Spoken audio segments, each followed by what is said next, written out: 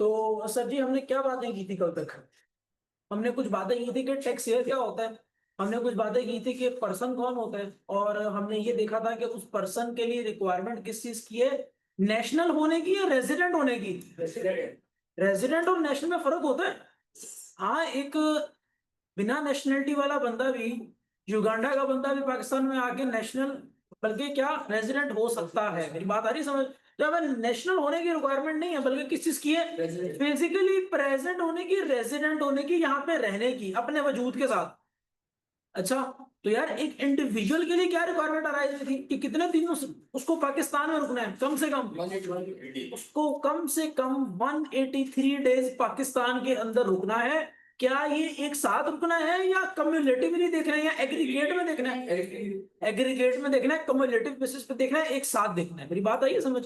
तो जितने भी वो दिन रुका, हमने देखना है कि एक पर्टिकुलर टैक्स ईयर में जो 1 जुलाई से शुरू हुआ और अगले साल की 30 जून पे जाके एंड हुआ, इस एक टैक्स ईयर के अंदर क्या ये बंदा 183 डेज पाकिस्तान में गुजार चुका, या रेजिडेंट बन चुका या नहीं बन चुका?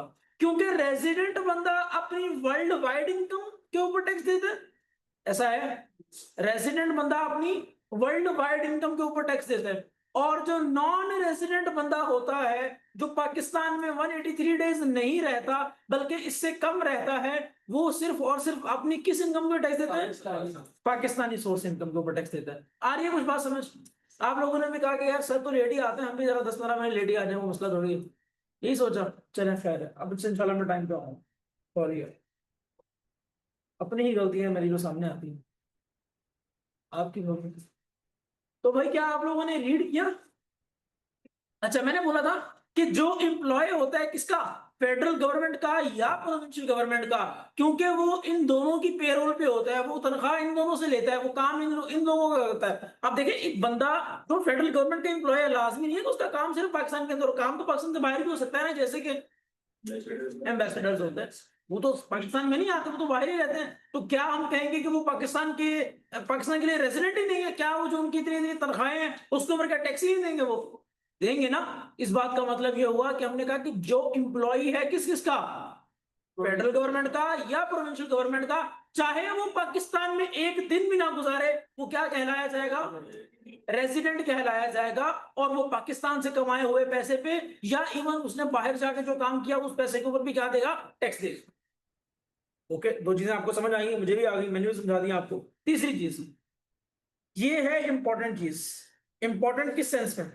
इस सेंस में देखें, हमने ये तो कह दिया कि एक बंदा 183 डेज जो पाकिस्तान में गुजारेगा वो रेजिडेंट कहलाएगा। एक बात बताएं, अगर इस पर्टिकुलर बंदे ने दुनिया के किसी और मुल्क में इतने दिन नहीं गुजारे, तो इसको क्या समझा जाएगा? मतलब एक बंदा है, देखें हमारे यहाँ पे रूल क्या है कि 183 दिन से ज्यादा आपने रुकना है तो आप क्या कहलाओगे? रेजिडेंट। अब एक बंदा है जो 60 दिन एक कंट्री में रुकता है, 70 दिन एक कंट्री में रुकता है, फिर कुछ दिन 45 दिन फिर एक कंट्री में रुकता है, पाकिस्तान में तकरीबन 120 दिन रुकते हैं। तो कर करा के ना वो 7-8 मुल्क जो है ना पूरे साल में घूमता है और कहीं में भी 183 डेज नहीं रहता। आ रही है मेरी बात समझ?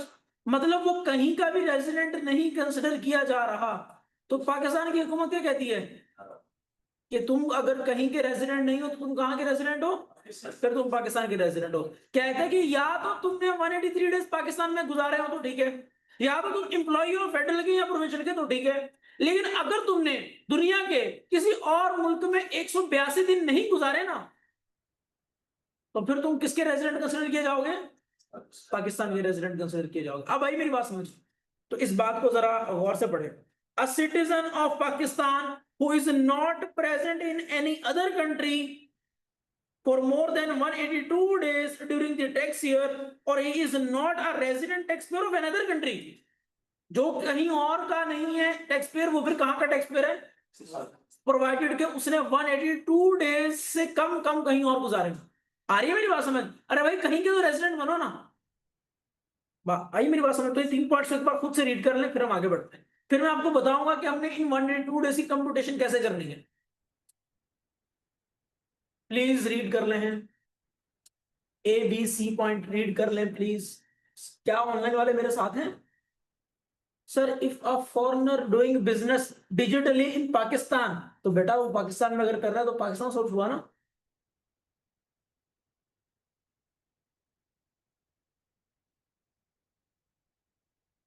सर रिकॉर्डेड चैप्टर में ईद चल रही है, मौसम चेंज था। हाँ सही कह रहे हैं आप। अच्छा आगे बढ़ जाऊं। तो बेटा बेशक फिजिकली यहाँ पे प्रेजेंट नहीं हुआ, यही तो रूल है। अब सेकंड पॉइंट में चाहे एक दिन भी ना रहे, इस सेकंड पॉइंट में चाहे एक दिन भी ना रहे, तो क्या वो हम ये कहेंगे फिजिकली प्रेजेंट नहीं है तो पाकिस्तान में रेजिडेंट नहीं है? भाई वो किसकी पेरोल पे है, पैसा किसका लेता है? वो पाकिस्तान की गवर्नमेंट का लेता है, तो टैक्स कहाँ पे देगा? मतलब एक बंदा एम्बेसडर है, वो बाहर जाके अपने कनेक्शन या फॉरेन ताल्लुकात देख रहा है, अब वो पाकिस्तान में नहीं आ रहा, आप क्या बोलेंगे? आप टैक्स नहीं दो? ऐसे नहीं होता ना। तो यहाँ पे सेकंड वाले पॉइंट में फिजिकली प्रेजेंट तो नहीं है, फिर भी हम उसको रेजिडेंट कंसिडर कर रहे हैं। और पहले पॉइंट में 183 डेज और मोर के ऊपर है। और थर्ड पॉइंट में बोला अगर वो किसी और कंट्री का रेजिडेंट नहीं है ना, तो फिर वो मेरी कंट्री का रेजिडेंट। आई बात समझ? तो ऐसा है। आगे आ जाए, कहते हैं कि फॉलोइंग रूल्स अप्लाई होते हैं फॉर कंप्यूटेशन ऑफ 183 डेज। मतलब ऊपर जो सेक्शन पढ़ा के आया हो ना आप लोगों को, ये जो 183 डेज वाला, कहते हैं कि इसको कंप्यूट करने का तरीका है। देखिए मेरी बात सुने, किस तरह के सवाल राइज हो सकते हैं। सर एक बंदा जो जहाज पे आया पाकिस्तान पे, और जिस दिन ये बंदा यहाँ पाकिस्तान से बाहर गया, बताएं कि जिस दिन ये बाहर गया और जिस दिन ये आया था, क्या ये वाले जो दिन है दोनों, क्या ये इस 183 डेज की कंप्यूटेशन में आने चाहिए? ये सवाल है ना ये, कि सर आने का दिन और जाने का दिन क्या ये होना चाहिए? ठीक है, एक सवाल हो गया राइज। दूसरा सवाल, सर अगर एक बंदा स्पेसिफिक पर्पस के लिए आया था और उसे कोई बिजनेस एक्टिविटी थी, और जब वो पाकिस्तान में आया तो उसकी बिजनेस एक्टिविटी क्या हो गई? इंटरप्ट हो गई, स्ट्राइक हो गई। यहाँ पे उसका काम नहीं हुआ, मतलब उसके वो दिन जाया हो गए। तो बताएं क्या अगर इस तरह का सिनेरियो हो, तो क्या 183 डेज में ये वाले दिन काउंट करने हैं जो उसके काम के ही नहीं है? सवाल है ना ये। तो इसका जवाब किसने दिया हुआ है? आपको इस पर्टिकुलर रूल ने इसका जवाब दे दिया, जो आपके सामने है। कहता क्या है? कहते कि part of a day that an individual is present in Pakistan including the day of arrival और the day of departure from Pakistan count as a whole day of such presence. आ रही मेरी बात समझ? जिस दिन वो आया, अब मेरी बात सुनेगा, रात के 11 बज रहे थे जब उसने कराची एयरपोर्ट पे लैंड किया, अभी वो आ रहा है, रात के 11 बज रहे थे जब उसने कराची एयरपोर्ट पे लैंड किया। मुझे बताएं कि क्या ये एक दिन पूरा है या नहीं है? पूरा दिन है। क्यों है पूरा दिन? Count as a whole day of such presence. चाहे वो आया 1 मिनट पहले क्यों ना आया हो, तो वो उसकी प्रेजेंस का पूरा दिन काउंट किया जाएगा। और सपोज करें जिस दिन वो जा रहा है, 1 बज रहा है, रात का 1 बज रहा है पाकिस्तान में, और वो जा रहा है, क्या वो 1 बजने वाला दिन 12 तक रुक जाना चाहिए था, या वो एक वाला पूरा दिन काउंट होगा? पूरा दिन काउंट होगा। तो 183 डेज की कंप्यूटेशन में ये दोनों दिन लेने हैं, जब वो आया और जब वो आ रही। मेरी बात समझ? Day of arrival and day of departure. Okay. कहते हैं कि इसके अलावा ना कुछ ये भी और भी देते, the following days in which an individual is wholly और partly present in Pakistan count as a whole day. ये कौन कौन से दिन है, नीचे आके देख लेते हैं। पब्लिक हॉलीडे, वो आया था और 5 फेब की छुट्टी होगी। 5 फेब होता ही हमें मजदूर, कश्मीरी होता है। हमें मजदूर कौन सा होता है? मई की फर्स्ट में होता है। चले वो आया, उसके टेन्योर में जो है ना, एक फर्स्ट में भी आ गया और 5 फेब भी आ गया, दोनों आ गए। ठीक है, तो पब्लिक हॉलीडे, क्या ये 2 दिन काउंट होने चाहिए? सैटरडे संडे काउंट होने चाहिए? हाँ होने चाहिए, ये तो सवाल ही नहीं है। ये तो सवाल ही नहीं है, सैटरडे संडे तो काउंट होंगे ही होंगे। क्या ये वाले दिन काउंट होंगे जो पब्लिक हॉलीडेज हैं, अदर देन सैटरडे संडे की बात कर रहा हूं मैं।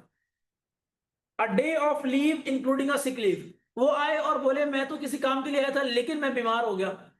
या सपोज करें उसका घर यहाँ था, बाहर कारोबार करता था, मैं बीमार हो गया, मुझे अम्मी की हाथ के पराठों की याद आई, तो मैंने सोचा घर चला जाऊं, पाकिस्तान में देसी घी के पराठे खाने हैं।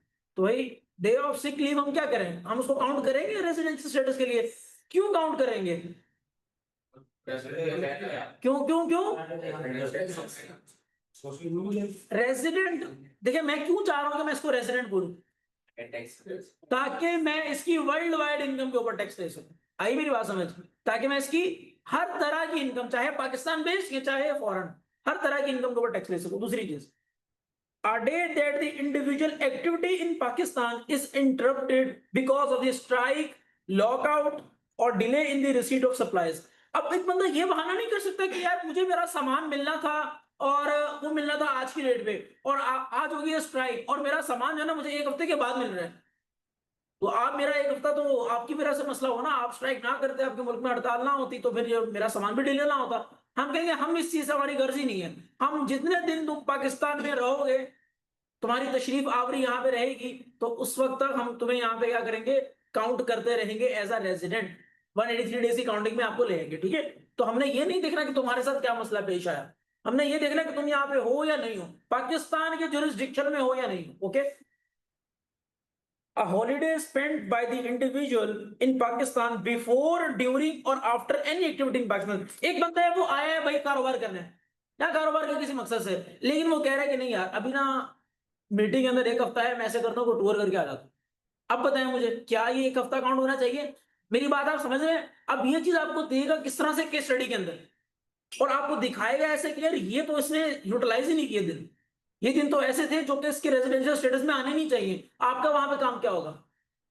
उसको ऐड करना 183 डेज की काउंटिंग में, उसको ऐड करना और फिर बताना कि हाँ यार क्या ये रेजिडेंट है या क्या ये नहीं है, और फिर ये बताना कि अच्छा ये रेजिडेंट है तो इसकी वर्ल्ड वाइड इनकम टैक्सेबल होगी, और फिर बताना कि अच्छा ये नहीं है रेजिडेंट तो सिर्फ और सिर्फ पाकिस्तानी सोर्स। आ रही मेरी बात समझ? क्या आप ये कंक्लूजन ड्रॉप कर सकते हैं नंबर ऑफ डेज काउंट करके?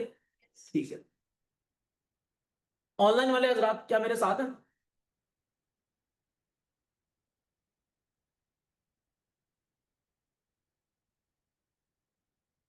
क्या सारे ही मेरे साथ हैं?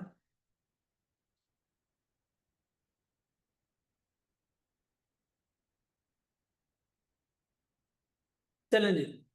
सर अब आ जाए एक्सेप्शन के ऊपर। किसके ऊपर? एक्सेप्शन। एक्सेप्शन का अगर मैं अब एक्सेप्शन पढ़ा रहा हूं तो इस बात का क्या मतलब है?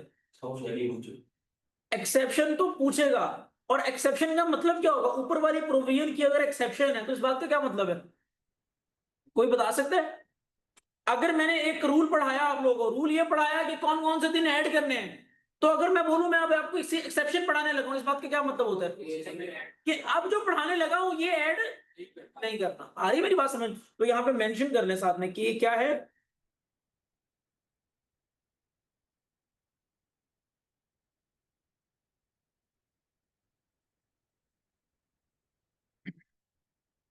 ये देखेंगे, अ डे और पार्ट ऑफ अ डे, मतलब पूरा दिन हो या चाहे दिन का कोई हिस्सा हो, where an individual is in Pakistan, बंदा पाकिस्तान में हो, slowly by the reason of being in transit, ये वर्ड बड़ा इंपॉर्टेंट है, by being in transit between the two different places outside Pakistan. समझाता हूं उसका मतलब क्या है। एंड कहते हैं कि ये जो ना does not count as a day of presence in Pakistan. आपको समझ आई बात? किसको समझ आई पहले बताएं। चले ऐसे करेंगे, आप बताएं जी। सर क्या करेंगे, वो जो बीच में स्टे होता है ना जैसे, हाँ हाँ बताएं बताएं, सही कह रहे हैं बताएं। जैसे हम यहाँ से सऊदी अरब जाते हैं, बीच में स्टे होता है ना दुबई के अंदर, ठीक है बिल्कुल सही कह रहे हैं, तो वो जो फ्लाइट आपकी ब्रेक कर देते हैं, हाँ ठीक है, तो इसको पाकिस्तान की एग्जांपल पे लेके आओ ना, क्योंकि हम तो पाकिस्तान के हिसाब से देख रहे हैं। कोई चले हाँ एग्जांपल आप बताएं। फ्लाइट हुई और उसके बाद उसको चाइना जाना है, ठीक है चाइना जाना है, किसी का स्टे आ रहा है, तो क्या आपको बात समझ आती है? मतलब सपोज कर लेते हैं सऊदीया से एक फ्लाइट उड़ती है और उसने जाना है चाइना, या उसने जाना है अफगानिस्तान, या से अफगानिस्तान नहीं जाना, सॉरी उसने कहीं और आगे जाना है, रशिया जाना है, कहीं भी जाना है उसने, पाकिस्तान की टेरिटरी से होते हुए जाना है। मेरी बात आ रही समझ? हदूद से होते हुए जाना पाकिस्तान की। अब हुआ ये कि इस्लामाबाद से भी बंदे उठाने उस फ्लाइट में, ठीक है ना, महंगी फ्लाइट है, इस्लामाबाद में महंगे लोग हैं, वो महंगी टिकट बुक कर सकते हैं, एमिरेट्स की तो जा सकते हैं वहां से फ्लाइट। वो ये कि थोड़ा सा वहां पे ना स्टॉप करना पड़ गया हमें, ठीक है। अब फ्लाइट वहां से उड़ी है, पाकिस्तान में स्टॉप करना पड़ गया, तकरीबन 1 घंटे का, 2 घंटे का, 3 घंटे का, जितना भी उसका टाइम था, और फिर वहां से फ्लाइट गई है कहीं पे, चाइना गई है, रशिया गई, जहां भी गई। मुझे बताएं कि जो बंदा बीइंग इन ट्रांजिट था, ट्रांजिट का मतलब क्या होता है? रास्ते में होना। जैसे गुड्स इन ट्रांजिट होती है, ऐसे ये बंदा इन ट्रांजिट हो गया। कहते हैं कि जो बंदा बीइंग इन ट्रांजिट था एक मुल्क से दूसरे मुल्क, डेस्टिनेशन लाइंग आउटसाइड पाकिस्तान, मतलब एक थी सऊदीया और दूसरी कौन सी थी? चाइना या रशिया, जहां पे उसको जाना है। पाकिस्तान उसका मकसद नहीं था, लेकिन वो रुका क्यों पाकिस्तान में? स्टे हो गया, फ्लाइट का मसला हो जाओ, उसने जो है ना यहीं पे लैंड करवा लिया, इस्लामाबाद में, कराची में लैंड करवा लिया।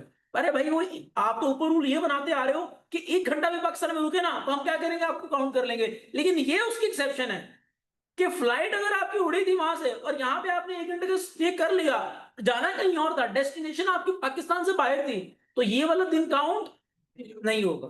आइए मेरी बात समझ, अगर केस स्टडी होमवर्क में दे दूं या क्लास में करवा दूं तो कर लेंगे? चले, उम्मीद तो यही है, कर लेंगे। ऑनलाइन वाले हजरात, क्या आप लोग मेरे साथ हैं? बेटा अगर मुझे आप लोग रिवाइज करवा दें, अगर आप लोग मुझे सब रिवाइज करा दें तो सामने बैठ रहे हैं, जरा मोटिवेशन आ जाएगी। किस किस को समझ आ गया वो रिवाइज करवा दें। इंडिविजुअल एफर्ट्स करें, कलेक्टिव एफर्ट्स खुद से हो जाएंगी। करें ना, स्टार्ट करें। मुझे ये बताएं कि कौन कौन से दिन काउंट करने हैं, बताएं जी। देख के बता दें यार, मेरी तरफ से देख रहे हैं यार। Day of arrival, day of departure, day of sick leave, day of any strike और लॉकआउट और पब्लिक हॉलिडे और डे ऑफ एनी एडवेंचर्स, कुछ डिले इन सप्लाई हो जाए वो भी ऐड करना है, ये सारे दिन ऐड करने हैं। अब बताएं कौन सा ऐड नहीं करना है? ट्रांजिट। जब बंदा बीइंग इन ट्रांजिट हो और डेस्टिनेशन उसकी क्या हो, आउटसाइड, यहां तक साथ है। चले, अब ये हमने किसका रेजिडेंशियल स्टेटस देखा है? इंडिविजुअल, विच मींस आपके और मेरे जैसे बंदे का रेजिडेंशियल स्टेटस देखा है। अब हम किसका देखने जा रहे हैं?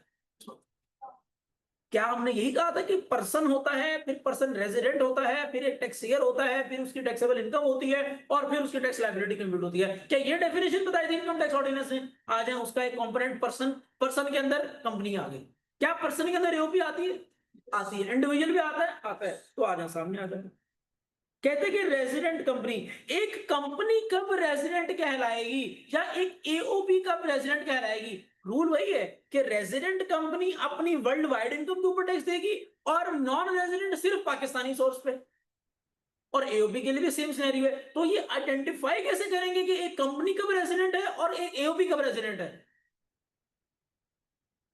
क्या कंपनी पर्सन की तरह, सॉरी इंडिविजुअल की तरह क्या बाहर जा सकती है? क्या कंपनी बाहर जा सकती है? कंपनी जिसका रजिस्टर्ड ऑफिस शारा फैसल पे है, वो कंपनी उड़ के बाहर जा सकती है? कंपनी के बिहाफ पे कौन जा सकता है? रिप्रेजेंटेटिव कौन होते हैं कंपनी के? मेंबर्स के रिप्रेजेंटेटिव कौन होते हैं? Board of directors. अब इस बात का मतलब है, और बोर्ड ऑफ डायरेक्टर्स किसके लिए रिस्पॉन्सिबल होते हैं? Management of the company. उनका काम क्या होता है? कि उनका काम होता है कि कंपनी के अफेयर्स को मैनेज करना, ठीक है। अब वो कहता ये कि अगर आपने ये आइडेंटिफाई करना है ना कि कंपनी कैसे रेजिडेंट हुई या नॉन रेजिडेंट हुई, तो आप ये देख लो कि इसके अफेयर्स कहां पे हैं, इसके काम काज, इसके डिसीजंस कहां पे हो रहे हैं, ये देख लो। इसकी मैनेजमेंट कहां बैठी है, इसकी बोर्ड कहां पे रिजाइड करती है। जहां इसकी बोर्ड है वही इसका मतलब है कि उतने दिन इसने वहां गुजारे। आ रही मेरी बात समझ? अच्छा, कहते हैं कि a company shall be resident company in Pakistan for a tax year if, तब ये रेजिडेंट कहलाएगी अगर या तो वो इनकॉर्पोरेट की हो, form by under any law in force in Pakistan. Pakistan में कौन सा एक्ट है? Companies act 2000। एक कंपनी जो पाकिस्तान में कंपनीज एक्ट 2017 के तहत फॉर्म की गई है, क्या वो पाकिस्तान में रेजिडेंट होगी? होगी तो सही, ठीक है। आगे आ जाए, सेकंड बात कहते हैं कि control and the management of its affairs. इस बात का क्या मतलब है? अगर मैं एक वर्ड में बोलूं, board of directors, board of, कहते हैं कि कंट्रोल और management of its affairs is situated wholly in Pakistan. Wholly, wholly का मतलब है कि जितने डिसीजन मेकर्स हैं उसके सारे के सारे पाकिस्तान में हो eight any time in a year. Pakistan में किसी एक भी लम्हे, देखिए मेरी बात सुनिएगा, पूरे साल के अंदर अगर कंपनी के बीओडी, पूरे साल के अंदर अगर कंपनी के बीओडी पाकिस्तान में हुए और उन्होंने यहां पे रहते हुए कंट्रोल और मैनेजमेंट की, इसका मतलब कंपनी पाकिस्तान में क्या हो गई?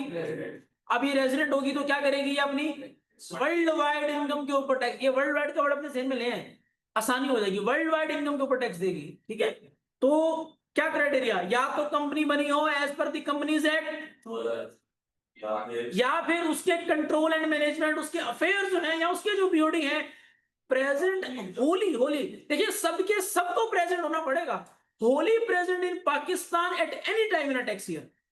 सब होंगे लेकिन किसी भी एक बार भी हुए तो वो प्रेसिडेंट कहलाएंगे। आगे आ सकते कहता है कि या फिर वो क्या हो, प्रोविंशियल गवर्नमेंट हो या फिर वो क्या हो, लोकल गवर्नमेंट। आपको इस पॉइंट में कोई कंफ्यूजन है? इस पॉइंट में कोई कंफ्यूजन है? ऊपर वाले पॉइंट में उसको ऊपर डिस्कस करते हैं दोबारा, मुझे पता है इसलिए मैंने उसका नहीं पूछा। इस वाले पॉइंट में कोई कंफ्यूजन है? क्यों नहीं है? प्रोविंशियल गवर्नमेंट और लोकल गवर्नमेंट ये क्या होती हैं? ये क्या होती हैं? पर्सन होती है। पर्सन में कौन सा पर्सन होती है? ये पर्सन में कौन सा पर्सन होती है मेरे भाई? ये पर्सन के अंदर कौन सा पर्सन होती है भाई? और ये होती कहाँ में? पाकिस्तान में होंगी भाई। तो कहने का मतलब ये हुआ कि यार इस पॉइंट में तो हमें कोई मसला है ही नहीं कि यार प्रोविंशियल गवर्नमेंट और लोकल गवर्नमेंट रेजिडेंट कंपनी क्यों है, इसमें तो कोई मसला नहीं है ना, ये तो है ही पाकिस्तान के अंदर। और इस पॉइंट में भी कोई मसला नहीं है जो कंपनी बनी हो as per the companies act या any law in force in Pakistan, इसमें भी कोई मसला नहीं है। आपको ये समझ नहीं आ रहा कि सर ये कंट्रोल एंड मैनेजमेंट अभी क्या बात कर रहे हैं? बीओडी एक कंपनी होती है, एक कंपनी, उस कंपनी के क्या होते हैं? Board of directors. रिक्वायरमेंट होती है कंपनी के लिए कि आपके इतने मिनिमम बोर्ड ऑफ डायरेक्टर्स होने चाहिए, मतलब बीओडी में इतने लोग होने चाहिए, डायरेक्टर्स आपके इतने होने चाहिए।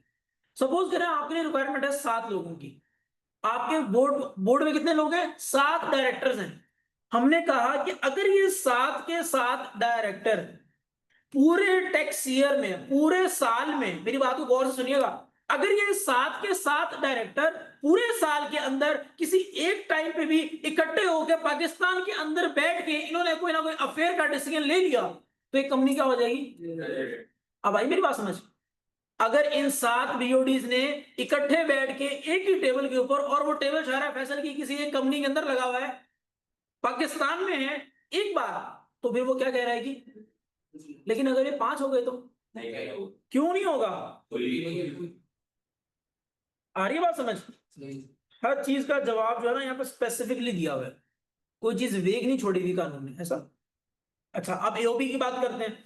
कहते हैं कि AOP an AOP shall be a resident. AOP तब कहलाएगी इफ, कहते हैं कि उसका कंट्रोल और management of the affairs of AOP is situated wholly और partly in Pakistan at any time in tax year. इस बात का मतलब ये हुआ कि एक एओपी जिसके कोई 10 पार्टनर्स हैं, उसमें से अगर कोई 5 पार्टनर्स भी पाकिस्तान में आके डिसीजन करके एओपी का चले गए तो वो एओपी क्या कहलाएगी?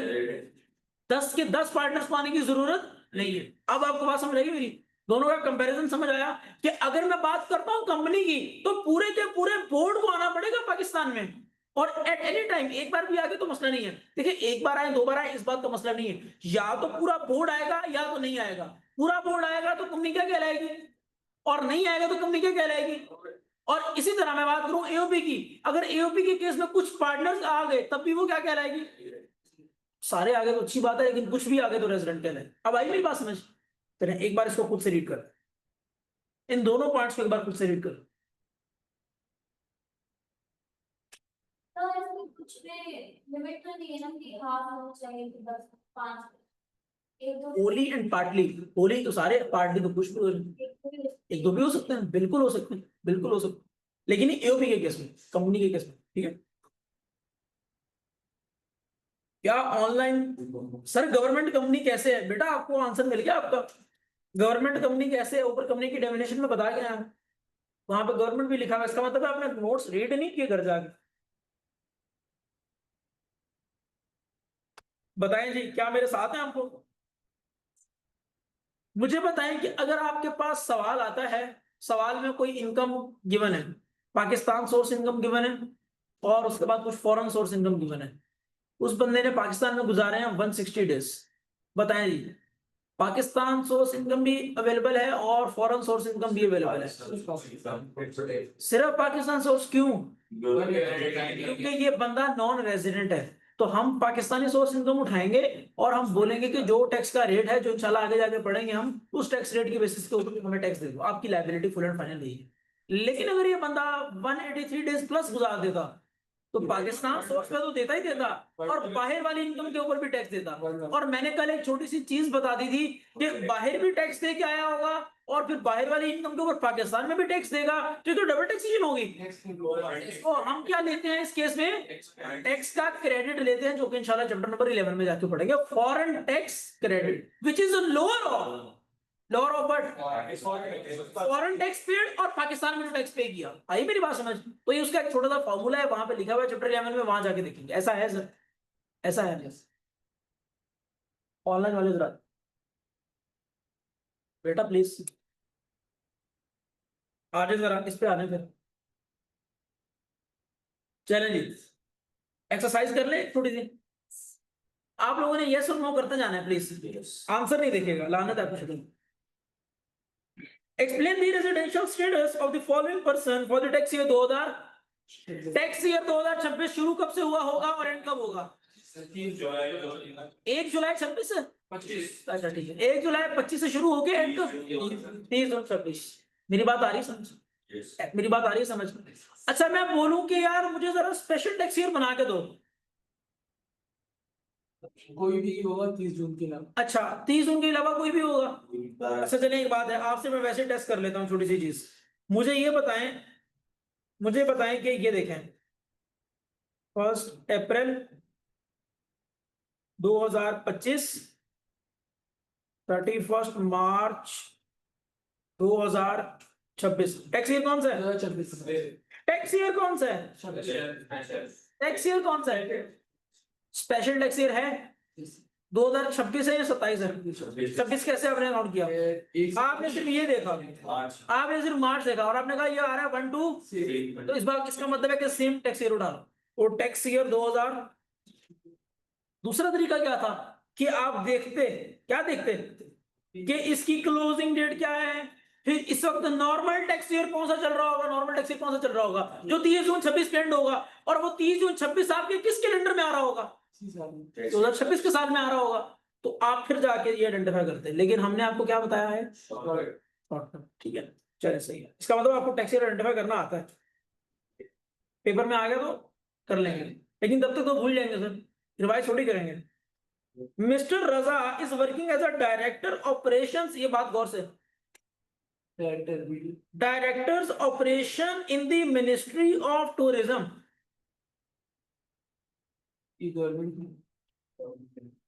इन द मिनिस्ट्री ऑफ टूरिज्म। अच्छा कहते हैं कि on 15 July 2025 he was posted to Pakistan embassy in Italy for 2 साल।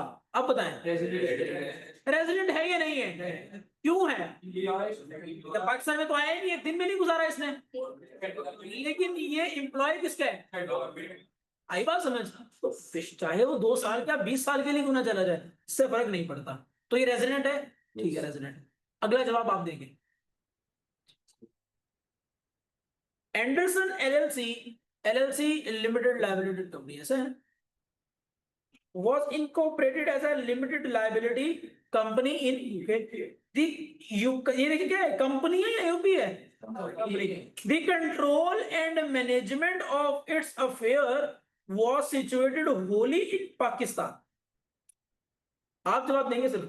However, with effect from 1 November 2025, ये देखिए मैं एक बात सुनिए, सबसे पहले तो मैं टाइमलाइन बना लेता हूँ, यार ये टैक्स ईयर 26 स्टार्ट कब से हुआ होगा, एंड कब होगा? 1 जुलाई 2025 से स्टार्ट होके ये क्या होगा 30 जून 2025। अब मेरी बात समझ आ रही है? ये टाइमलाइन है जो जिसके ऊपर मैं रहते हुए डील कर रहा हूँ, इसके अंदर देखना है मुझे कि रेजिडेंट है या नहीं है। कहते हैं कि 1 नवंबर 2025, इसके कहीं बीच में ना 1 नवंबर 2025 में the entire management and control was shifted to UK. अब बताएं, सारे का सारा मैनेजमेंट और कंट्रोल उठ के यूके चला गया, बताएं रेजिडेंट और नॉन रेजिडेंट? आप बताएंगे। पहले रेजिडेंट थी, फिर एक उसी साल में नॉन रेजिडेंट हो गई। मुझे पता है, मैं जो टैक्स लायबिलिटी कंप्यूट करता हूं वो तो मैं साल के एंड पे आगे करता हूं। मुझे बताएं कि क्या ट्रीटमेंट करना है 30 जून 26 पे रहते हुए, जब मैं लायबिलिटी बना रहा हूँ, जब गवर्नमेंट मेरे सर पे खड़ी होगी कि आप अपनी रिटर्न जमा करवाओ, उस रिटर्न के अंदर मैं इसको रेजिडेंट कंसिडर करूंगा या नॉन रेजिडेंट? क्यों? मोड ऑफ डायरेक्ट कब कहां पे लिखा हुआ है? because the control and management of its was situated was situated wholly in Pakistan, मतलब पूरे साल में एट एनी टाइम इन अ टैक्स ईयर वो पाकिस्तान में थी और सारी की सारी थी, कोई एक बंदा भी बाहर नहीं था। इसका मतलब ये हुआ कि ये आप क्या है, रेजिडेंट। लेकिन सपोज करें अब अगले साल से ऑनवर्ड अगर ये पाकिस्तान में आए ही नहीं, तो फिर ये नॉन रेजिडेंट क्या रहेगा, ऐसा है। चलें एक और, ऑन 1 Feb 2026 बेटा आप मुझे बताइएगा, आए कहा बता दें, कहा बता दें। कहते हैं कि 1 Feb 2026 mister Sameer a citizen of Pakistan, citizen है पाकिस्तान का, who sorry was sent to Pakistan by his UK based company to work on a special project। कहता ये है कि मिस्टर समीर है, एक सिटीजन है पाकिस्तान के, इनको भेजा गया है, was sent to Pakistan by his UK based company to work on a, Pakistan में भेजा गया है इसको, पाकिस्तान में भेजा गया है इसको, यूके बेस्ड कंपनी है बाहर कोई, उसने मिस्टर समीर को यहां भेजा है, ठीक है, एक स्पेसिफिक प्रोजेक्ट है पाकिस्तान के अंदर उसके लिए। ही लेफ्ट पाकिस्तान ऑन 23 अगस्त 2026। बेटा मुझे आप बताएं कि क्या ये रेजिडेंट है या नहीं है, क्यों नहीं है बेटा, कैसे कंप्यूट किया आपने, पहले बताएं मुझे कंप्यूट कैसे किया आपने, कंप्यूट करके बताएंगे ना कितने बनते हैं, स्पेसिफिक आंसर चाहिए। फेब के कितने लिए, अच्छा 28, फिर मार्च के कितने 31, फिर मार्च के बाद अप्रैल के कितने 30, अप्रैल के बाद मई के कितने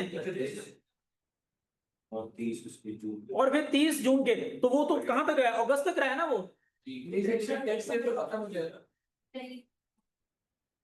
तो अगस्त के 23 दिन नहीं आएंगे बेटा, जुलाई और अगस्त के 23 दिन नहीं आएंगे, आएंगे बेटा प्लीज, ये ज्यादती नहीं करनी, ये ज्यादती नहीं कर रही, ये टाइमलाइन ऊपर इसलिए बनाई थी, ये देखें कहां तक जाना है मैक्सिमम 30 जून 26। इसका मतलब ये हुआ कि जुलाई और अगस्त जो हैं वो हमारे लिए रेलेवेंट है कि नहीं, रेलेवेंट नहीं, आई बात समझ। तो हमें कहां तक रुकना था, 30 जून तक रुकना था, क्योंकि एक टैक्स ईयर में रहते हुए देख रहा हूं। अब ये जो जुलाई और अगस्त है ना, ये अगले साल क्या डिफाइन करेगा कि वो रेजिडेंट है या नहीं है, इस साल का डिफाइन नहीं करेगा वो। तो 30 जून 26 से कितने डेज बने हैं, 150 डेज बने, नजर आ रहे हैं आप लोगों को, 150 डेज। तो इस बात का मतलब कि रेजिडेंट हो गया, नहीं रेजिडेंट नहीं हुआ। चले, आपने बोला इस पे बोला कि नॉन रेजिडेंट, नो, इस पे आपने बोला यस, इसमें आपने बोला यस, लेकिन क्या पेपर में यस यस में होकर क्या आना है, नहीं पेपर में उसको सारा बताना है कि हमने कंप्यूट किए थे, हमारे पास 150 डेज आ गए थे 30 जून पर, इस हिसाब से ये 183 डेज से कम है, इसलिए ये बंदा जो है मिस्टर समीर ये रेजिडेंट नहीं है, और रेजिडेंट नहीं है तो इस वजह से सिर्फ और सिर्फ इसकी पाकिस्तान सोर्स इनकम जो है वो टैक्स की जाएगी। मेरी बात आई समझ, BPL is a non-listed public company in, ये पास्ट पर है वैसे आपस की बात लिखा हुआ नहीं है। BPL is a non-listed public company incorporated under the Companies Act 2017। All the shareholders of the company are individual, ठीक है। क्या शेयर होल्डर इंडिविजुअल के अलावा भी कोई होता है, डायरेक्टर भी क्या इंसान ही होते हैं, बताएं जी। उसने जो बात लिखी है, all the shareholders of the company are individual, ये बात लिखने की क्या जरूरत है, क्या एक कंपनी भी दूसरी कंपनी में शेयर होल्डर हो सकती है, हो सकती है, इसलिए बताया उसने कि यार सारे के सारे शेयर होल्डर्स उसके क्या हैं, इंडिविजुअल हैं, वो इंसान है, 2 आंखों वाले इंसान है। आई बात समझ।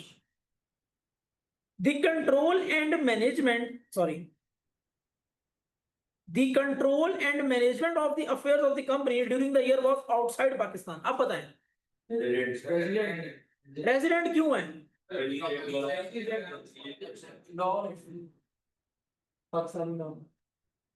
नीचे आंसर देखो,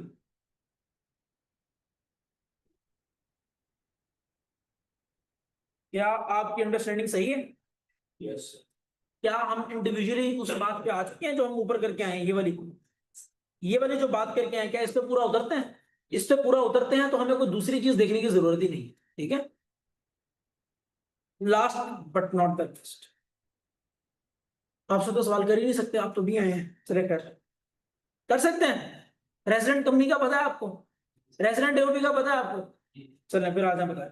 mister Salman a property dealer in USA, वो पाकिस्तान में आए हैं 1 फेब 2026 को। हमने देखना ये कि टैक्स ईयर 2026 जो यहां से स्टार्ट हुआ और यहां पे एंड हो रहा है, बताएं इस हिसाब से क्या रेजिडेंट है या नहीं है। कहते हैं कि 1 फेब 2025 को पाकिस्तान में आए हैं, during his stay up to 2 August 2025। अगस्त 2025 तक का उसका जो स्टे था, he remain in Peshawar up to 30 June 25, यहां तक वो पिशावर में रहा है। And thereafter till his departure from Pakistan, वो कहां पे रहा है? कोयटा में रहा है। Assume that commissioner has granted him permission to use calendar year as special tax year.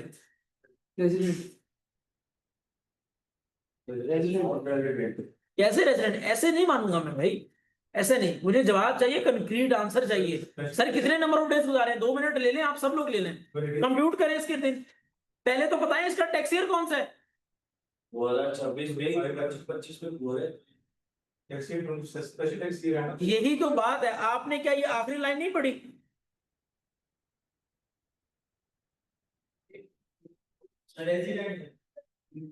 बेटा आंसर ऐसे नहीं चाहिए, ये आंसर नहीं चाहिए, मुझे पूरा आंसर चाहिए। रेजिडेंट क्यों है? आपने पहले बताएं इसकी टाइमलाइन क्या ड्राफ्ट की है? टाइमलाइन क्या ड्राफ्ट की है? इसके टैक्स ईयर कहां से शुरू हो रहा है, कहां पे एंड हो रहा है, पहले ये बताएं। 1 जनवरी से, तो इसका मतलब ये ऊपर वाली टाइमलाइन इसके लिए रेलेवेंट। अगर उसने ये कह दिया कि टैक्स ईयर 2026 है और ये बोल दिया कि कैलेंडर ईयर ही टैक्स ईयर दे दिया गया है, तो क्या आप टाइमलाइन खुद से बना सकते हैं? आप कैसे बना रहे होंगे? आप इस तरह से सोचेंगे, आपने कहा होगा 1 जनवरी 2025 और आपने कहा होगा कि इसको ले जाते हैं 31 दिसंबर 2025। अब छोड़ दें, आपको नहीं पता था टैक्स ईयर 26 है, मुझे बताएं आप इस टाइमलाइन की बेसिस पे इसको कौन सा टैक्स ईयर अलॉट करते हैं? 26 अलॉट करते हैं। तो आपके सवाल की रिक्वायरमेंट पहली तो बात है मीट हो रही है, ये 26 की टाइमलाइन हमने ड्रॉ की है। अब मुझे बताएं कि क्या इस पर्टिकुलर टाइमलाइन के अंदर ये बंदा रेजिडेंट था या नहीं था? 183 डेज आ जाए जरा, मैं भी कंप्यूट कर लेता हूं, मुझे भी कंप्यूट करवा दें। सबसे पहले कहां से चलेंगे? 1 फेब 2026 पे आया वो बंदा, ऐसा 28 सॉरी 25 पे 28 और फिर 31 और फिर 30 किसके? अप्रैल के, अप्रैल के, फिर सॉरी मार्च के, अप्रैल के, अप्रैल के थे ना वो, अप्रैल के। अब मई के बताएं, प्लस 31 मई के, उसके बाद जून के कितने हैं? प्लस 30 और फिर प्लस 31 जुलाई में। कब तक रहा है वो यहाँ पे? और वो रहा है 2 अगस्त तक, तो 31 जुलाई के और अगस्त के कितने हैं? 181 प्लस 2 होते होते होते ही क्या बन गया? 183 डेज हो गए इसके। क्या कंप्यूट किया आप लोगों ने? ऐसा ही है। तो वो कहता है फरवरी के 29, नहीं यहाँ पे 28 होने चाहिए। 2025 का फैक्ट तो 28 का था ना, इस बार का जो फैक्ट गुजरा है वो 28 का था ना, 24 का 24 का 29 वाला होता है, ठीक है। 24 का 28। तो इस हिसाब से ये 183 डेज, क्या ये रेजिडेंट हो गया? 183 डेज और मोर, मेरी बात आई समझ? यहाँ पे 29 दिन नहीं बल्कि 28 दिन है। तो इस हिसाब से मैं क्या कहना चाह रहा हूँ कि यार क्योंकि ये बंदा रहा है, so since he was present in Pakistan for 183 days, तो ये क्या कहलाएगा? रेजिडेंट कहलाएगा। क्या ये एक्सरसाइज समझ आई आप लोगों को? ये पास पेपर ही था जो मैंने आप लोगों को करवाया। और वो देखिए एम्प्लॉय ऑफ फेडरल गवर्नमेंट था, इस वजह से उसको क्या कंसिडर किया था? Resident irrespective of the number of days. दूसरा, कंपनी क्योंकि रेजिडेंट थी, क्योंकि उसके control and affairs Holi in Pakistan थे एट एनी टाइम इन ईयर, सेकंड वाली बात जो मैं कर रहा था, तो इस वजह से ही रेजिडेंट होगी। मिस्टर समीर क्या होगा जी? 150 डेज है, तो हमने क्या बोला था? ये नॉन रेजिडेंट है।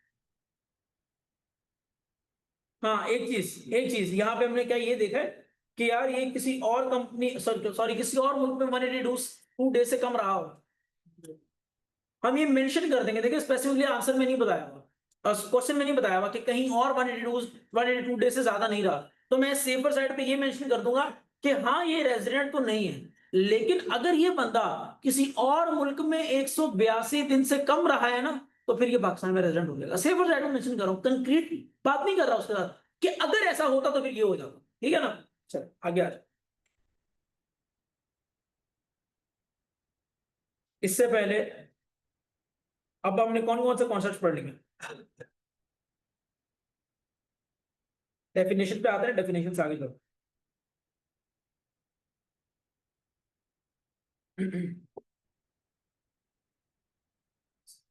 चलिए डेफिनेशन पे आ गए। मुझे बताएं कि क्या हमने टैक्स ईयर का कॉन्सेप्ट देख लिया? पर्सन का कॉन्सेप्ट देख लिया? और हमने ये देख लिया कि वो रेजिडेंट कब है या नहीं रेजिडेंट, वो भी इसी के अंदर आता है, पर्सन के अंदर। अब हमें देखना है कि टैक्सेबल इनकम क्या है। टैक्सेबल इनकम, मेरी बात आ रही है समझ? कल मैंने एक वर्ड यूज किया था टैक्स क्रेडिट्स का, याद है आप लोगों को? आज वो भी मैं भी इस्तेमाल करूंगा, एक छोटी सी 2 4 चीजें बतानी है आपको। एक वर्ड मैं इस्तेमाल करूंगा डिडक्टेबल अलाउंस का, भी समझाऊंगा क्या होता है। एक वर्ड यूज करूंगा टोटल इनकम का, और एक वर्ड यूज करूंगा टैक्सेबल इनकम का। ये कुछ वर्ड्स हैं, टर्मिनोलॉजी हैं, इनको समझना जरूरी है। मेरी बात आ रही है समझ? तो एक एक करके मैं आपको समझाता हूँ, फॉर्मेट बताता हूँ। आपको पता है कितने हेड्स ऑफ इनकम होते हैं? 5 होते हैं, 6 होते हैं, कितने होते हैं? 5 होते हैं, फिलहाल 5 होते हैं। बताएं कौन कौन से होते हैं? Business, property, salary, capital gain and other source, ऐसा है। ये चैप्टर्स के ही नाम है 5। अब बात ये है कि मैं आपको कुछ चीजें, कुछ फॉर्मेट बता देता हूँ, आप लोगों ने इसको याद रखना है और समझना है, क्योंकि ये बहुत इंपॉर्टेंट चीज है। रिमेनिंग टाइम कितना है हमारे पास? आधा घंटा है तकरीबन। चले, ऑनलाइन वाले क्या सब साथ है मेरे? बेटा अपने अपने रजिस्टर्स ओपन कर लें। ये चीज जो बताने लगा हूं ये बहुत जरूरी है। क्या बात है यार, आप लोगों की जो पार्टिसिपेशन है ना,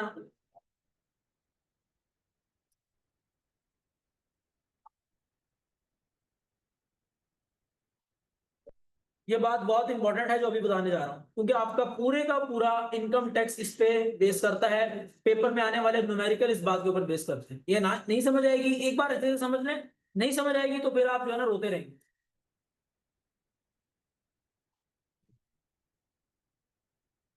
तुम रडार पे हो, पता है तुम्हें? तुम रडार पे हो। किस दिन तुम्हारी और मेरी लड़ाई हो जाएगी। ऐसा नहीं है, जल्दी आया करो। चलें जी, अगर मुझे कंप्यूट करनी है इनकम टैक्स की लायबिलिटी, इनकम टैक्स की, देखिए at the end of the day हमारे पास रिक्वायरमेंट क्या है?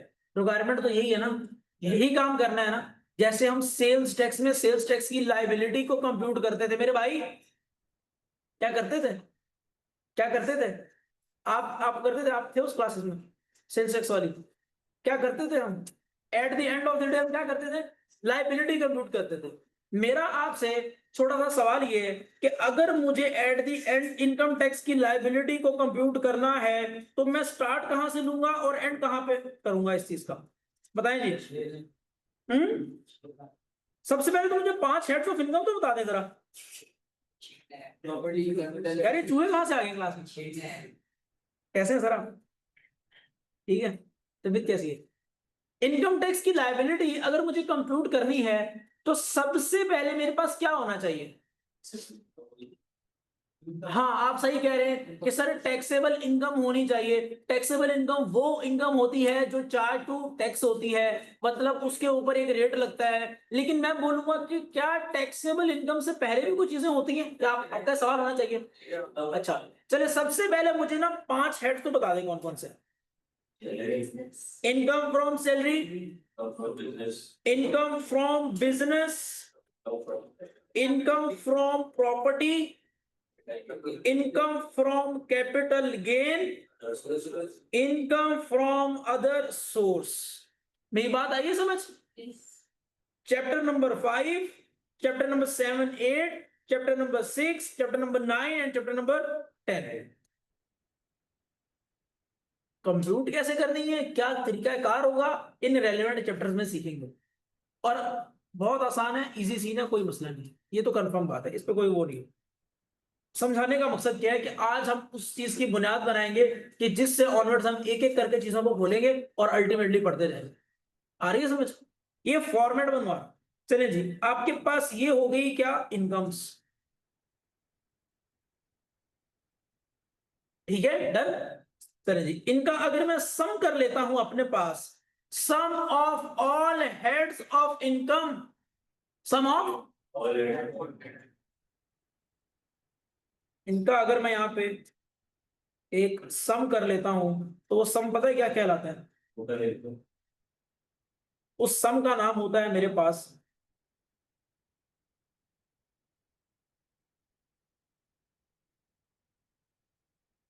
Total income. क्या मैंने बोला? Taxable income. नहीं, मैंने क्या बोला? Total income. इस टोटल इनकम में से कुछ चीजें लेस होती हैं पहले, और फिर क्या आती है मेरे पास? टैक्सेबल इनकम आती है। मुझे बताएं कि पाकिस्तान के अंदर एक बंदा जो एग्रीकल्चर से कमा रहा है, एग्रीकल्चर के ऊपर पाकिस्तान में टैक्स नहीं है, एग्रीकल्चर इनकम के ऊपर, ठीक है। अब एक बंदा जो एग्रीकल्चर से कमा रहा है, क्या वो बिजनेस कर रहे हैं? बिजनेस तो कर रहे हैं, एग्री करते हैं ना यार, कारोबार तो कर रहे हैं। उसकी वो इनकम, इनकम फ्रॉम बिजनेस में तो आ जाएगी, लेकिन वो इनकम क्या टैक्सेबल इनकम है या एग्जेम्प्ट इनकम है? एग्जेम्प्ट का क्या मतलब होता है? एग्जेम्प्ट का मतलब है जिसके ऊपर टैक्स नहीं लगना। अब ये सारा जो, ये जो सारी अपने यहाँ पे फिगर्स लिखी है ना, ये वो है, इसके अंदर क्या पता एग्जेम्प्ट इनकम भी हो सकती है। हाँ, क्या पता एग्जेम्प्ट इनकम भी हो, क्या पता कुछ ऐसी इनकम भी हो जो एक सेपरेट रेट में जाके टैक्स होनी हो। मतलब मैं सिर्फ अभी ये नहीं बताया कि ऐसे कौन कौन सी इनकम्स हैं, मैं आपको सिर्फ पॉसिबिलिटीज बता रहा हूं। मैंने बोला कि यार ये जो फिगर आ रही है ना, इसके ऊपर जो रेट मुझे मल्टीप्लाई करना है ना, वो है 30% का, सपोज करना है, सही है। लेकिन ना ये जो इनकम फ्रॉम कैपिटल गेन है, इसके अंदर ना कुछ 100 रुपए की इनकम है, उसके ऊपर इतना रेट नहीं है, बल्कि उसके ऊपर रेट है 15%। मेरी बात आई समझ? अब अगर एक ऐसी इनकम है जिसके ऊपर मुझे स्पेसिफिक रेट दिया हुआ है लॉ ने कि ये मेंशन करो, ये इस बेसिस पे कंप्यूट करो अपना टैक्स, तो क्या मुझे पहले ये वाली जो 100 की इनकम है इसमें से निकालनी चाहिए? अलग कर दूंगा, अलग करने के बाद इसको इसके अपने रेट के ऊपर टैक्स करवाऊंगा। एक चीज लाइबिलिटी का पार्ट बनेगी, जब टैक्स निकलेगा लाइबिलिटी का पार्ट बनेगी, लेकिन क्या रेट सबके साथ एक ही लाठी, एक ही भैंस, एक ही ऐसा ही चलाना है उसको? नहीं, ऐसा नहीं। जिसके लिए स्पेसिफिक रेट है उसके लिए स्पेसिफिक रेट लेके चलूंगा, और जिसके लिए कॉमन रेट है उसके लिए कॉमन। तो अगर मुझे कॉमन रेट मल्टीप्लाई करना है तो स्पेसिफिक चीजें हटानी पड़ेगी, हटानी पड़ेगी। अच्छा, सपोज करें इसी इनकम फ्रॉम बिजनेस के अंदर एग्रीकल्चर की इनकम भी थी, एग्रीकल्चर की इनकम भी थी, तो बताएं क्या ये मुझे यहां से हटानी पड़ेगी? क्योंकि उसके ऊपर तो 30% का टैक्स नहीं लगना ना। क्यों नहीं लगना? क्योंकि वो क्या है, एग्जेम्प्ट है। तो इस तरह की चीजें मुझे हटानी पड़ेगी। तो मैं एक छोटी सी बात और करता हूं, इन सारी बातों को हटा के वापस,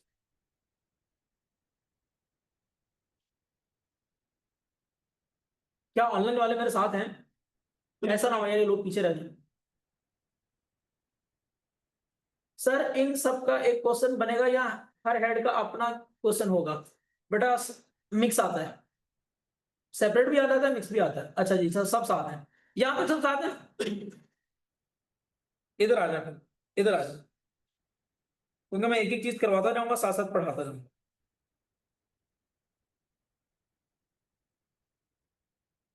सबसे पहले मेरे साथ एग्री करते हैं आप लोग, इस यहाँ पे एग्री करते हैं, हेड्स ऑफ इनकम कौन कौन से हैं? Salary, property, business, capital gain और एग्रीड। अच्छा ठीक है। कहते हैं कि इनकम देख लो क्या होती है, any amount chargeable to tax under the income tax ordinance, जैसे कि इनकम फ्रॉम सैलरी हो गई, ये इनकम होती है। इसको याद नहीं करना, समझने के लिए। कहते हैं कि any amount subject to collection और deduction of tax under the final tax regime. Final tax regime क्या होती है, इंशाल्लाह एक आध लेक्चर्स के बाद आपको समझ आ जाएगा, इसको छोड़ दें आप। कहते हैं कि any amount treated as income under any provision of the ordinance. इस पूरे ऑर्डिनेंस में, कौन सा ऑर्डिनेंस? Income tax ordinance 2001।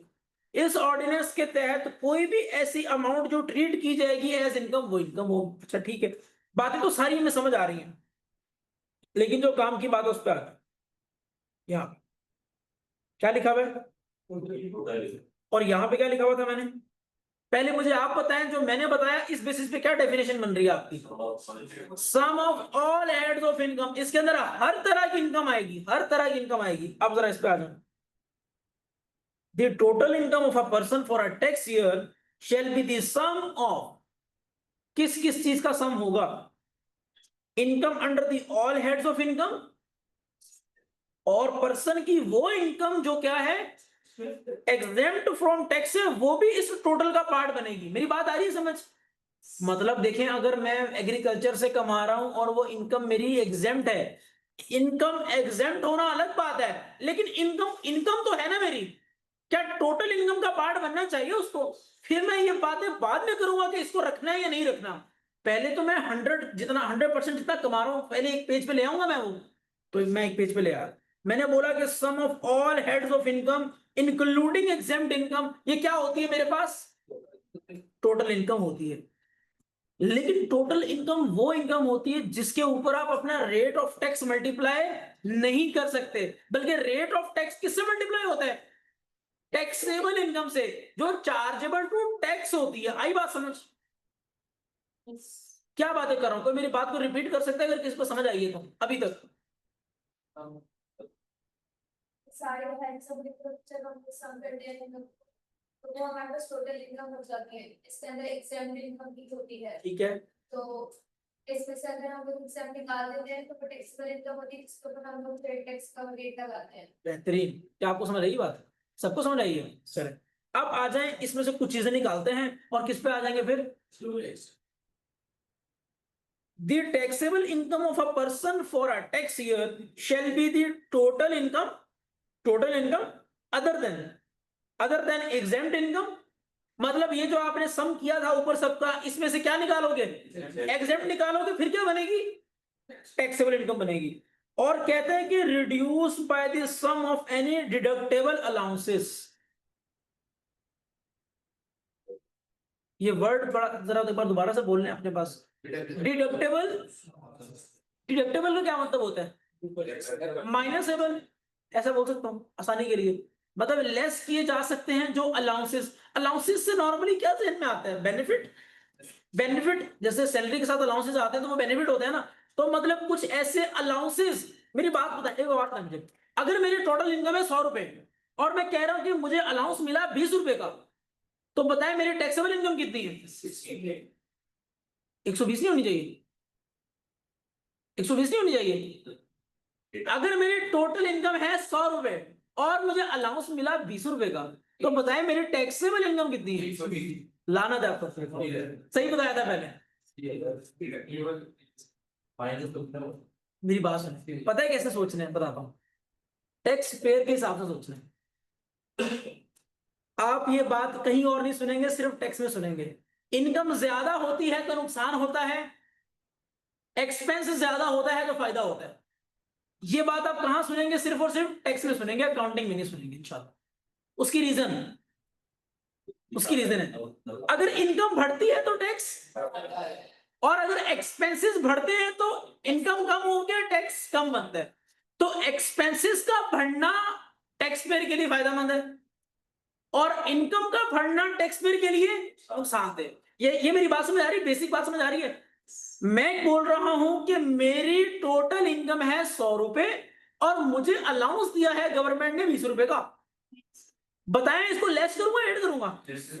इसको यहां पे मैं लेस करूंगा, इस अलाउंस को यहां पे मैं लेस करूंगा, क्योंकि ये मुझे बेनिफिट मिला है। और बेनिफिट मुझे तभी होगा ना जब मेरी लायबिलिटी कम होगी। लायबिलिटी तब कम होगी ना जब टैक्सेबल इनकम कम होगी। और टैक्सेबल इनकम कम करने के लिए इस टोटल में से अलाउंस को क्या करना पड़ेगा? क्या आपने ये लाइन पढ़ी कि reduce by the sum of deductible allowances? तो आ जाए वापस इधर आ जाए, वापस इधर आ जाए। इसमें से हम कुछ चीजें लेस कर देते हैं। बताएं जी क्या लेस करें इसमें से? सबसे पहले लेस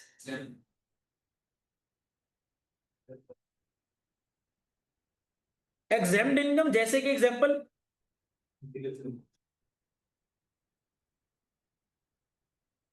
ऐसा है एग्रीकल्चर, ये ले जी, मैंने इसको यहां से क्या कर दिया? लेस कर दिया। बताएं इसके बाद और क्या लेस करना है? Deductible allowances, minusable allowances, deductible allowances. ये होते क्या हैं आपको नहीं पता अभी तक, मैं बताऊंगा इंशाल्लाह। डिडक्टेबल अलाउंसेस ये होते ज़कात अगर आपने दी हो तो वो लेस करने की इजाजत होती है। अगर आपने वर्कर्स को कुछ पैसे दिए हो तो वो लेस करने की इजाजत होती है। अगर आपने एजुकेशन के ऊपर अपने बच्चों की खर्चा किया हो तो वो लेस करने की इजाजत होती है। मेरी बात आई है समझ? तो ये सारे डिडक्टेबल अलाउंसेस लेस किए जाते हैं, फिर आपकी क्या बनती है? लिखिए इसके बाद क्या हेडिंग आनी चाहिए? टोटल इनकम में से अगर आप क्या लेस कर देते हैं? एग्जेम्प्ट इनकम और डिडक्टेबल अलाउंसेस, तो फिर क्या आ जाती है? अच्छा, अभी तक तो मैंने ये चीजें पढ़ाई हैं, लेकिन एक और भी चीज लिख लें आप।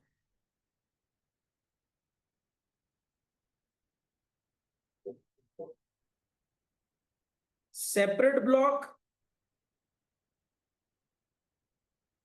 ऑफ इनकम या फिर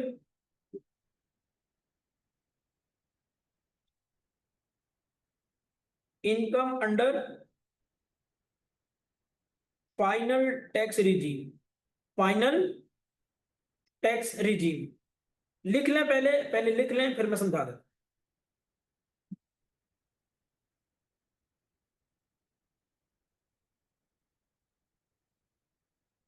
ये लिख लिया आप लोगों ने, ऑनलाइन वाले हजरात?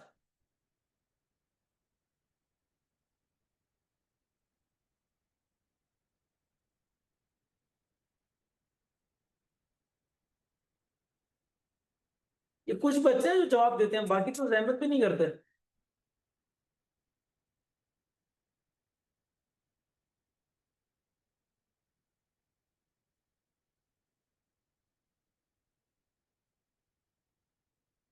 चलिए मर्जी है आप लोगों की, जवाब नहीं देना तो। बाचू है इसमें अमेरिका से। हाँ 5 चैप्टर नंबर 4 से ऑनवर्ड्स, अब जब तक मैं रुकूंगा ना तब तक न्यूमेरिकल। ठीक है बेटा, क्या मैं आगे बढ़ जाऊं? Sum of all heads of income called as total income में से इज रिड्यूस बाय क्या क्या? Exempt income, deductible allowances, income tax under final tax regime और सेपरेट ब्लॉक। ये 4 अगर लेस किए जाएं तो आपके पास क्या आती है?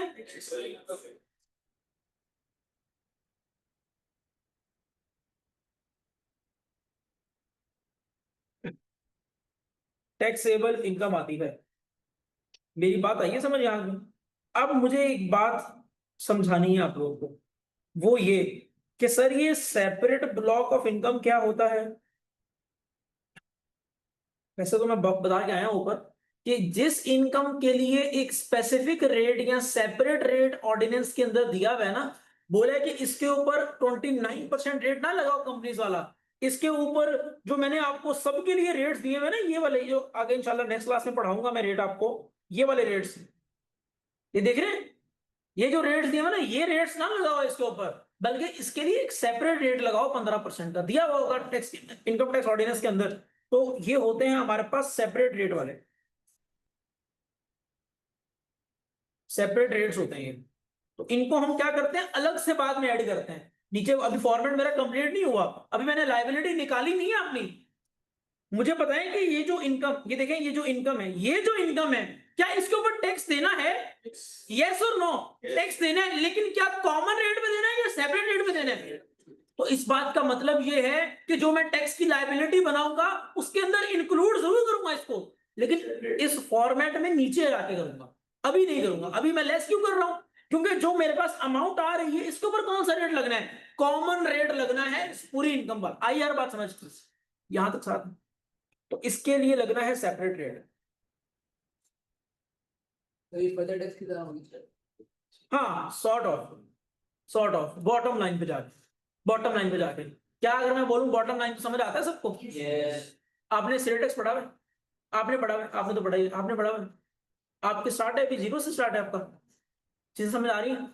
चले सही, चले आपकी एग्जाम्पल के बॉटम लाइन में जाके, मतलब नीचे जाके हम इसको एडजस्ट कर देंगे। ठीक है, तो अभी तक सब साथ है तो सही है, बिल्कुल सही है। अच्छा ये बताएं मुझे, income under the final tax regime, sir ये क्या होती है? मैंने भी डिटेल में नहीं पढ़ाया, ना सेपरेट ब्लॉक पढ़ाया डिटेल में, ना मैंने एफटीआर पढ़ाया है। चलो आगे आने वाले लेक्चर में समझा दूंगा। सेपरेट ब्लॉक समझ आ गया? जिसके लिए सेपरेट रेट ऑफ टैक्स है, उसके ऊपर कॉमन रेट नहीं लगाएंगे, उसको पहले हटा दूंगा। दूसरा, फाइनल टैक्स रिजीम, क्या हम कंपनीज में इन्वेस्टमेंट करते हैं? कंपनीज में इन्वेस्टमेंट से क्या मिलता है? डिविडेंड मिलता है, डिविडेंड मिलता है। ये जो डिविडेंड होता है, सपोज करें मुझे एक कंपनी से 100 रुपए का डिविडेंड मिला, टैक्स वाले ने, लॉ बनाने वाले ने कंपनी के ऊपर ये रिक्वायरमेंट लगाई कि जब तुमने शेयर होल्डर को उसका डिविडेंड देना है ना, तो क्या करना? टैक्स काट के देना। टैक्स मतलब 100 का 100 डिविडेंड आपको एज इट इज नहीं आएगा, पहले उसमें से टैक्स कटेगा, फिर उसमें से ज़कात कटेगी, फिर आपको अल्टीमेटली वो डिविडेंड आ जाएगा। ₹100 अल्टीमेटली 79 या 75 रुपीज आपके हाथ में आएंगे। बात ये है कि क्या इसमें से टैक्स कट गया है? अब जिसमें से टैक्स अल्टीमेटली कंपनी ने काट लिया, क्या आप दोबारा टैक्स देंगे इसके ऊपर? नहीं, आप दोबारा टैक्स नहीं देंगे, क्योंकि जितनी आपकी जिम्मेदारी थी फुल एंड फाइनल टैक्स की, वो किसने काट लिया?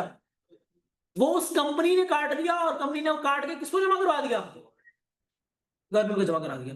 यार मेरी बात आई समझ? मेरे भाई मैंने क्या बोला अभी? खड़े होके बताएं, पहले ऐसे ही बता दें। डिविडेंड इनकम होती है उसके ऊपर ऑलरेडी टैक्स लग क्या है, तो टोटल इनकम में से लेस कर दो जिस पर किया है।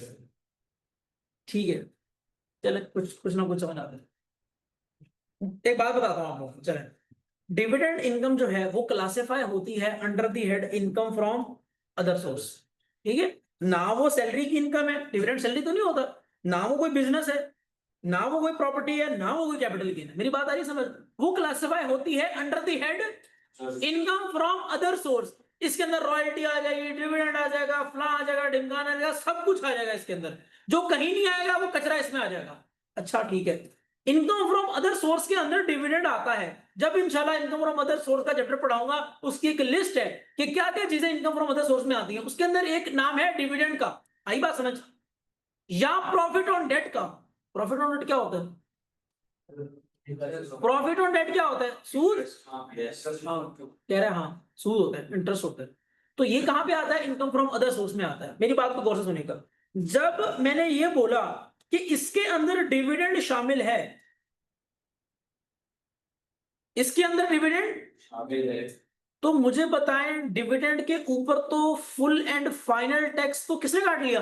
कंपनी ने काट लिया। तो मुझे बताएं क्या दोबारा मैं इसके ऊपर टैक्स दूं?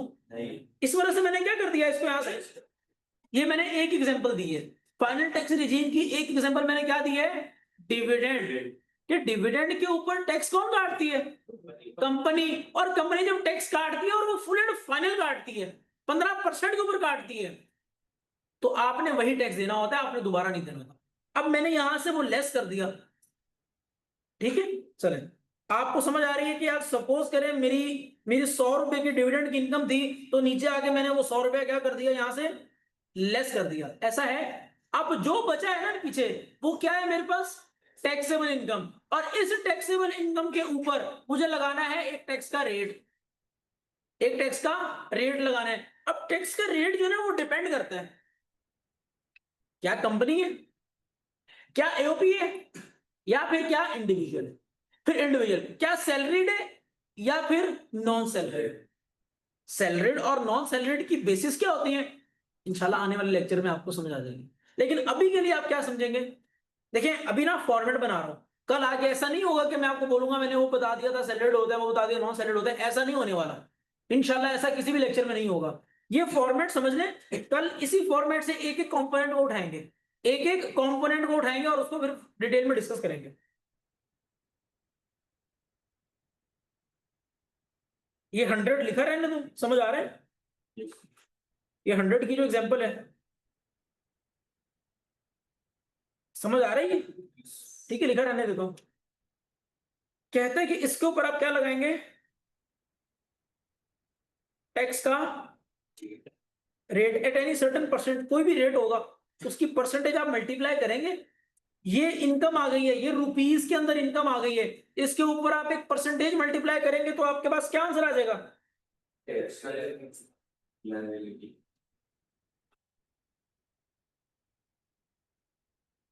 आई मेरी बात समझ? टैक्स रेट जब मल्टीप्लाई होता है टैक्सेबल इनकम से तो क्या आती है? Tax liability. अभी तक मैंने एक वर्ड यूज किया, इसका क्या नाम था? Deductible allowance. मेरी बात को ना अब गौर से सुनना, जिसके लिए मैंने इतनी सारी बहस की है। एक वर्ड था मेरे पास डिडक्टेबल अलाउंस, और दूसरा वर्ड मेरे पास क्या था जो मैंने कल बताया था? Tax credit. इन दो वर्ड्स को ना आइडेंटिफाई करना, इनके मतलब को समझना, ये बड़ा जरूरी है। बताएं दोनों आपके लिए फायदा होता है नुकसान होता है? फायदा कैसे होता है? ये जो डिडक्टेबल अलाउंस है ये क्या करता है? ये क्या करता है? ये क्या करते हैं बेटा, बोले इनकम को, क्या यहाँ पे देखें डिडक्टेबल अलाउंस ने इनकम को कम कर दिया, कम करने से आपको बेनिफिट मिला, तो कहता है कि डिडक्टेबल अलाउंस किसको कम करेगा, इनकम को या लायबिलिटी को। अभी लायबिलिटी तो निकाली नहीं है, लायबिलिटी देखिए इसके बाद का स्टेप है, वो इसके बाद का स्टेप है। मैं बोल रहा हूं कि डिडक्टेबल अलाउंस की मुझे बताएं कैरेक्टरिस्टिक्स क्या होती हैं। ये हमेशा क्या करेगा, इनकम को कम करेगा, इनकम को कम करेगा तो अल्टीमेटली आपकी टैक्सेबल इनकम कम होगी, ये है इसकी। चलिए आजा लिख लें सर इसके साथ।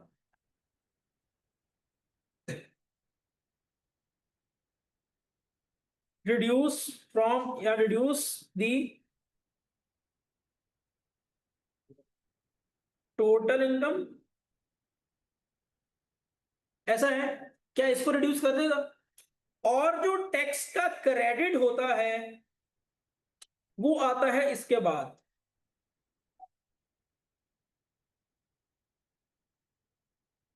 टैक्स का क्रेडिट, जिसमें मैंने एक मशहूर जमाना टैक्स का क्रेडिट कौन सा बताया, फॉरेन टैक्स का क्रेडिट।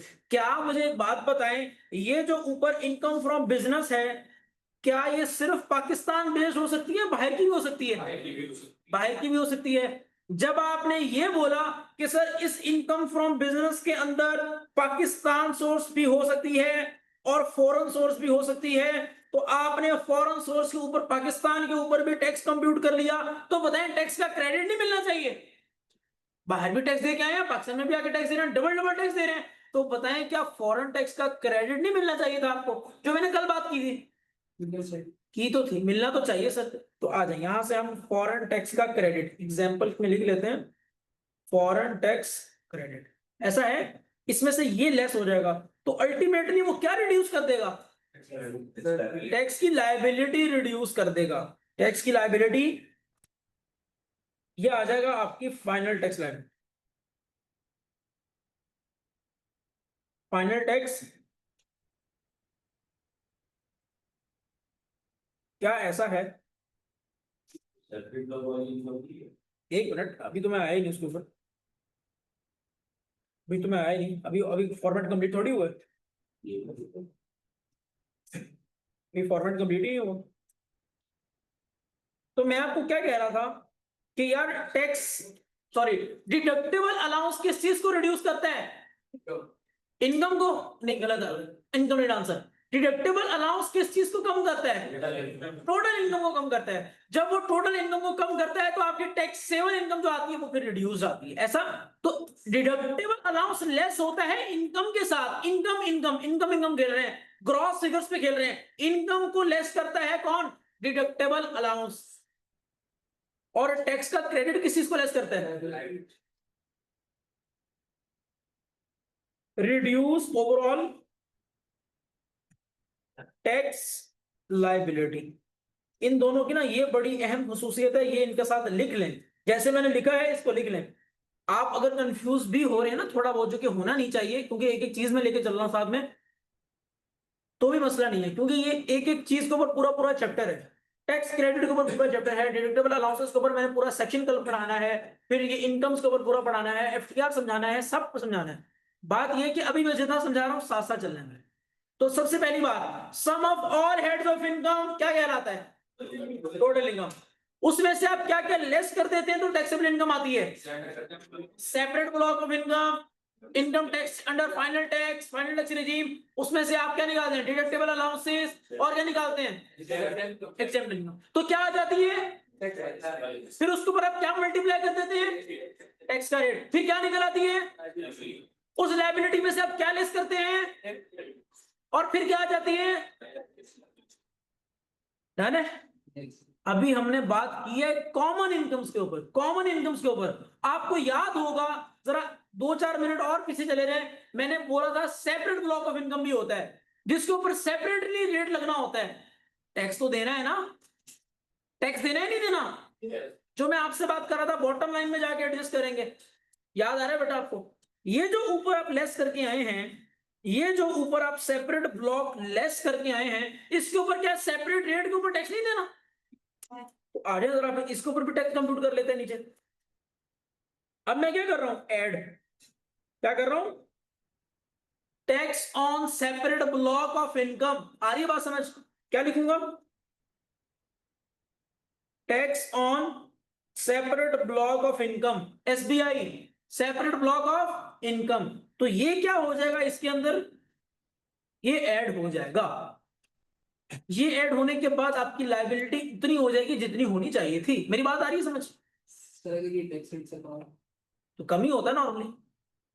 जो हम टैक्स रेट जो लगा रहे हैं, हम टोटल टोटल के बाद जो लगा रहे हैं, हाँ हाँ, सिमिलर इनकम के बाद, तो ये ज्यादा होगा तो वही ऐड होगा या देखिए मेरी बात सुने, सेपरेट ब्लॉक ऑफ इनकम का कॉन्सेप्ट कब आया? जब इसके लिए रेट क्या था? सेपरेट था।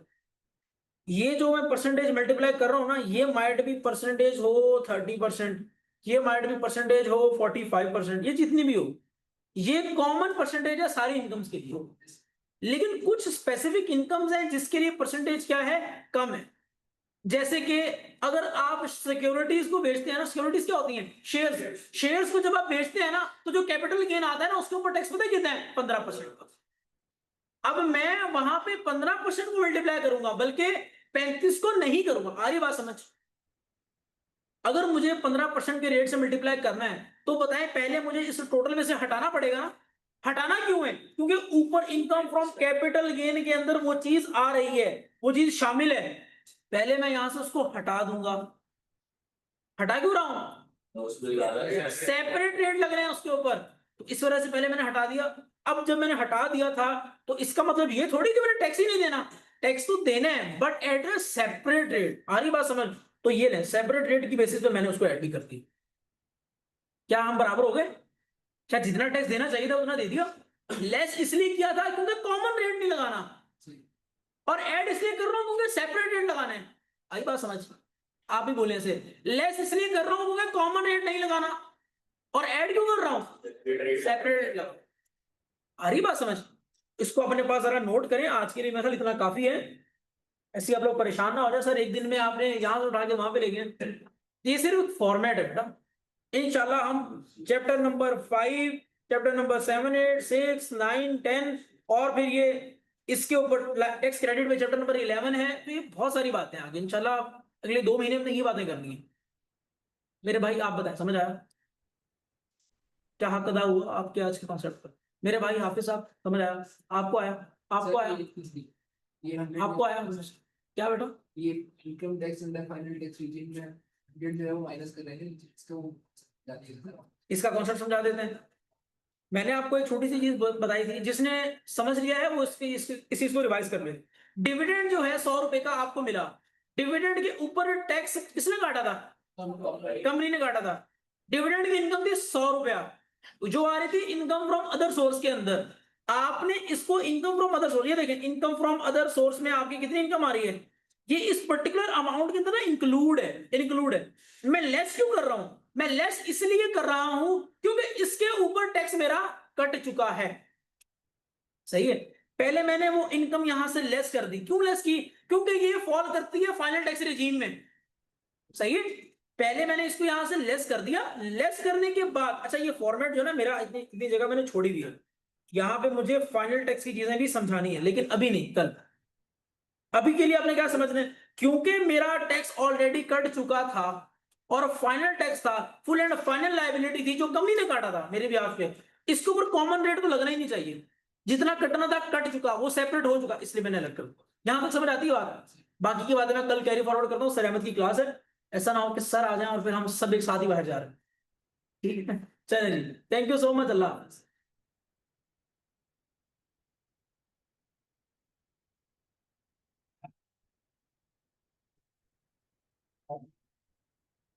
बेटा क्या आपको समझ आया? बेटा सबको समझ